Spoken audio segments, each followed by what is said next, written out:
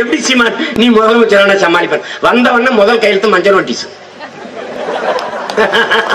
இந்த அரசு திவாலாயிருச்சு.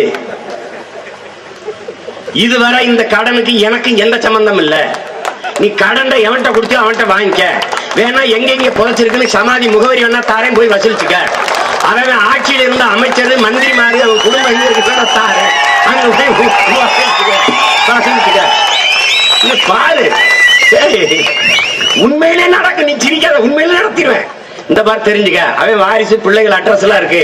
நீ போய் வசூலிச்சுக்க. வேணா நான் கூட போலீஸ் கிழிச்சுல பந்தோஸ்து தாரேன், போய் வசூலிச்சுக்க. என்னைய விட்டு நான் அழிச்சு கிழிச்சு ஆட வந்து இந்த மாதிரி இருக்கேன்.